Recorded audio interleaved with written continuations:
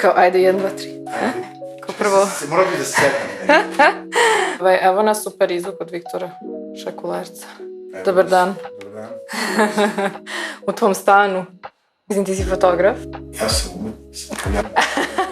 Posle ovoga je zvanično, ne možeš nazad. Da.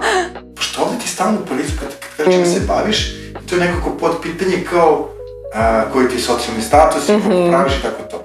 I na mene to toliko nerviralo, jer kad ti kažeš se baviš fotografijom, oni odmah imaju spremna podpitanja i hoćete staviti u neki kadar, u neki frame.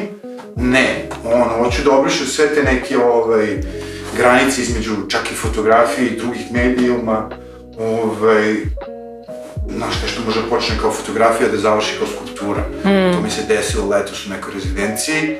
Da, tako da sam skapirao da je jednostavno lakše sebe definisati kao umetnika.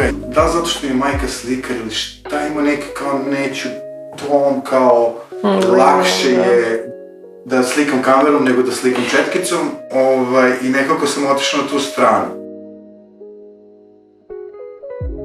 Ne znam sad da možda išta vidiš, možda ti skinem. Jako se ponavlja se stalno, uvijek je neki fabrik u pitanju. Ovo je neki downgrading onih nekih kuća koje su prepravljali tako iz velikih lepih vrata i naprave. Ne znaš ti koliko si puta izlagao do sada? Ne pratim. Nemaš ni CV umetnički. Nemam CV kad mi neko traži mene opali takva anksioznost da to napišem.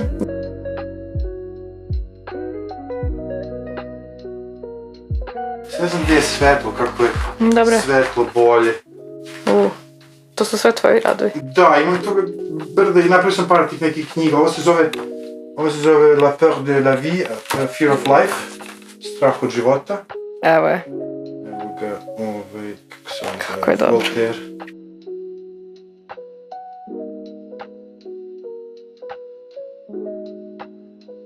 I kako ti spremaš ove knjige? Je li to za za rezidenciju, za izložbu? Napravim jednu samo, ne. Samo jednu, aha. Da.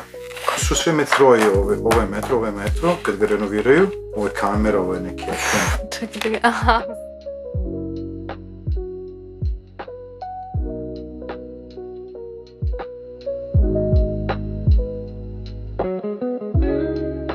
God si kucu na vrata, ne vredi. Stvarno? Da. A kad ne, onda me kontaktiraju i nekako ne verujem, iskreno, iz mog iskustva nikad mi se nije dogodilo da sam, ne znam, dobio posao ili nešto, tako što sam ne znam nešto aplicirao. Kojom kamerom slikaš ovo sve? Pa sve zavisi, nekad. Uglavnom analogno. Da, uglavnom analogno. Vidim jednu analognu ovde egzakticu. To je Hasselblad. Hasselblad, Da, tvoji ljudi, a zove se Viktor inače. Jesi ti imao samostalno? Jes, ali uglavnom u Srbiji, u Ženevi, ovdje nisam imao Parizu, i ne, nisam.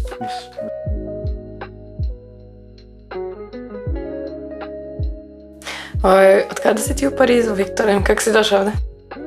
Došao sam zbog ljubavi. I smo živjeli u Njujorku i rešili smo da se preselimo ovdje u Parizu, dakle je ona.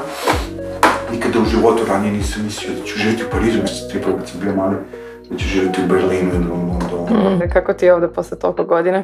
Iako je mene prihvatio, ne mogu baš da kažem, ali ne prihvata ljude tako lako kao na primjer u Njujorku.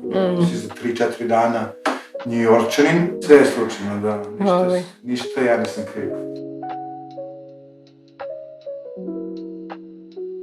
Ali ima refleksivnog, Volim inače hipodrom, imam dosta slika s Beogradskog hipodroma. Prosto sam odrastao u Pandurskom hipodromu, što se kaže, gde treniraju konje za demonstracije.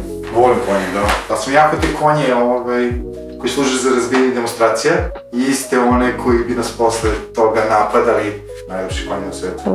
Stvarno, ne. Zašto su nekako jači, mnogo su bolji, istreni. Najbolji konje na svijetu, stvarno.